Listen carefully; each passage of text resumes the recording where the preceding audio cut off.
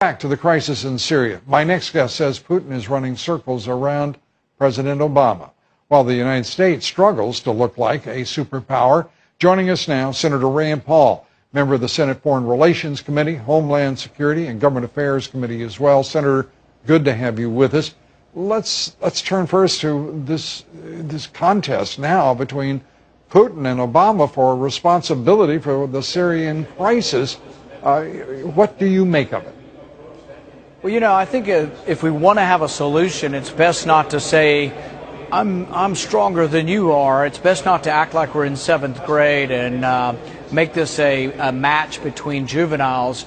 I think really, if we want to have a solution, the best thing is to concentrate on the problem and not, have these little tweaks back and forth. So I think ultimately there is a possible diplomatic solution here, and it's much better than the military outcome. No military outcome would remove any chemical weapons or make them less likely to be used.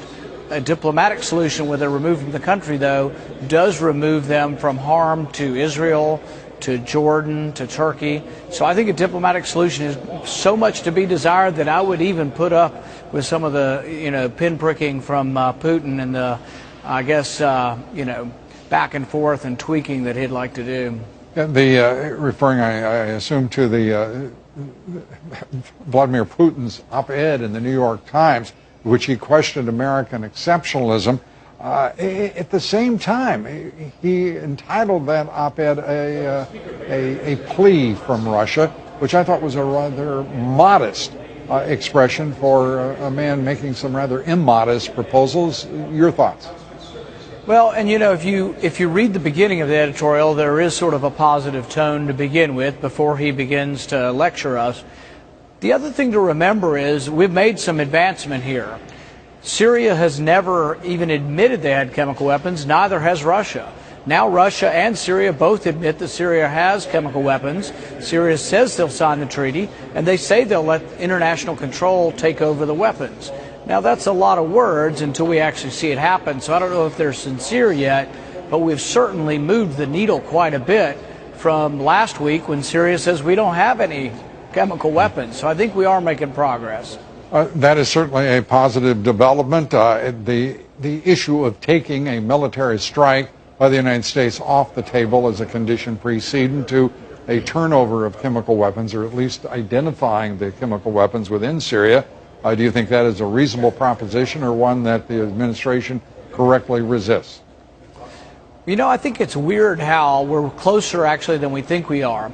If you say it has to precede it, then that's a problem. What if it's coincident with? So really we get into a battle of words. If they're allowing international inspectors to come in and the weapons are moved to a neutral site and are guarded, and at the same time we say, well, there'll be no attack because you do this, I think, that sounds like a reasonable compromise. But the thing is we get into this battle of words. Do we have to say that before they do it or after they do it? And so I think really no reasonable person is going to promise in advance, but I think the promise should be the conclusion. There has to be something, some sort of exchange if you want a diplomatic solution. So if they are willing to turn over their chemical weapons, we think they're serious, then obviously it would take any sort of reason or compelling reason for having a military strike on them.